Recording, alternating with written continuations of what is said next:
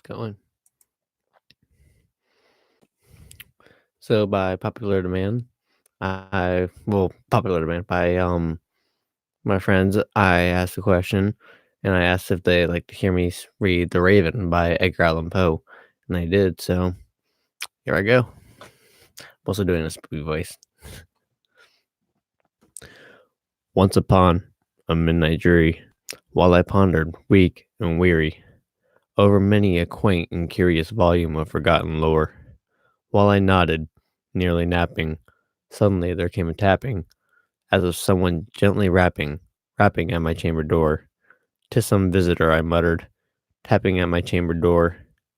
Only this and nothing more. Ah, distinctly I remember, it was the bleak December, and each separate dying ember wrought its ghost upon the floor. And each separate dying ember wrought its ghost. I read that over again. This is my first time reading through it. Well, reading through it live. Anyway, eagerly I wished the morrow. Vainly I had sought to borrow from my books a crease of sorrow, sorrow from the lost Lenore. For the rare and radiant maiden, who the angels named Lenore, nameless here forevermore. And the silken, sad, uncertain rustling of each purple curtain thrilled me, filled me with fantastic terrors never felt before, so that now, to still the beating of my heart, I stood repeating, "'Tis some visitor entreating entrance at my chamber door. Some late visitor entreating entrance at my chamber door. This is it and nothing more." Presently my soul grew stronger, hesitating then no longer. "Sir," I said, "or madam, surely your forgiveness I implore. But the fact is I was napping, and so gently you came rapping, and so faintly you came tapping at my chamber door, that I scarce was sure I heard you. There I opened wide the door. Darkness there, and nothing more." Deep into that darkness peering, long I stood there wondering, fearing, doubting, dreaming dreams no mortal ever dared to dream before. But the silence was unbroken, and the stillness gave no token, and the only word there spoken was the whispered word, "Lenore." This I whispered, and an echo murmured back the word, "Lenore." Merely this, and nothing more. Back into the chamber turning, all my soul within me burning. Soon again I heard a tapping somewhat louder than before. "Surely," I said, "surely that is something that my window lattice. Let me see, then, that I there read this, and this mystery explore. Let my heart be still a moment, and this mystery explore. 'Tis the wind, and nothing more." Open here I flung the shutter, when, with many a flirt and flutter, in there stepped a stately raven of the saintly days of yore.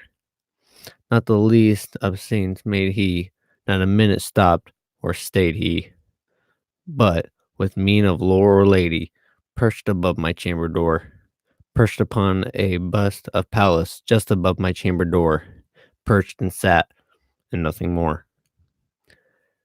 Then this ebony bird, billowing my sad fancy into smiling, by the grave and stern decorum of the countenance it wore.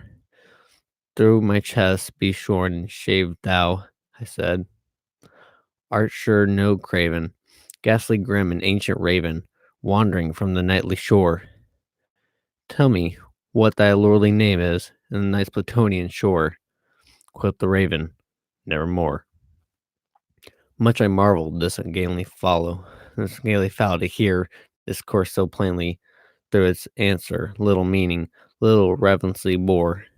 For we cannot help agreeing that no living human being ever yet was blessed with seeing a bird above his chamber door, bird or beast upon the sculpture bust above his chamber door, with such a name as Nevermore. But the raven, sitting lonely on the placid bust, spoke only that one word, as if his soul in that one word he did outpour.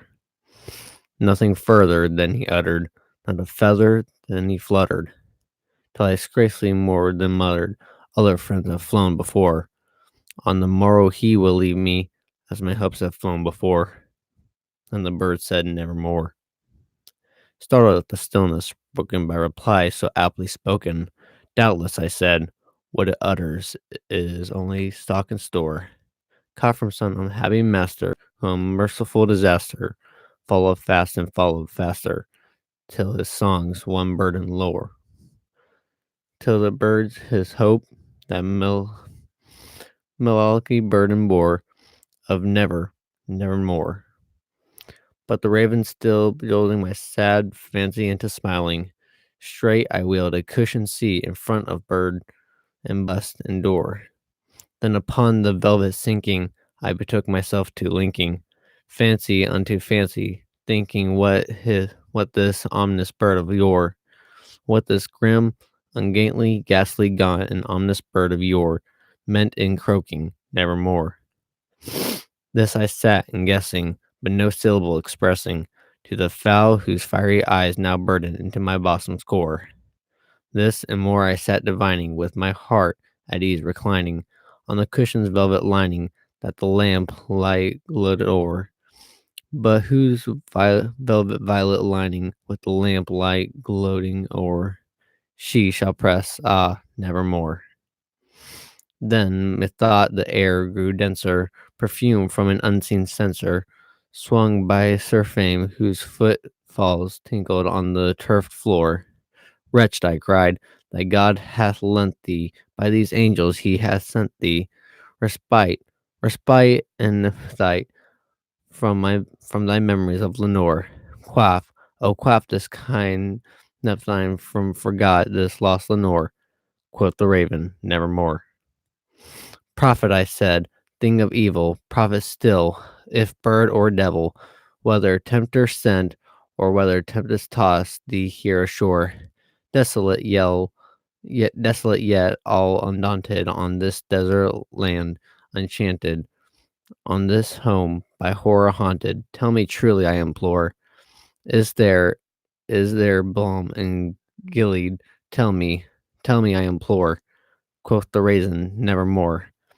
Prophet, I said, thing of evil, prophet still, if bird or devil, by that by that heaven that bends above us, by that God we both adore, tell us so with sorrow laden, if within the distant Aidenn it shall clasp a saint maiden, whom the angels name Lenore. Clasp a rare and radiant maiden, whom the angels name Lenore, quoth the raven, nevermore. Be that word our sign be imparting, bird or fiend, I shrieked, upstarting. Get thee back into the tempest and the night's Plutonian shore, leaving no black plume as a token of that lie that shall have spoken. Leave my loneliness unbroken, quiet the bust aboard my door. Take that beak from out my heart, and take that form from off my door, quoth the raven, nevermore.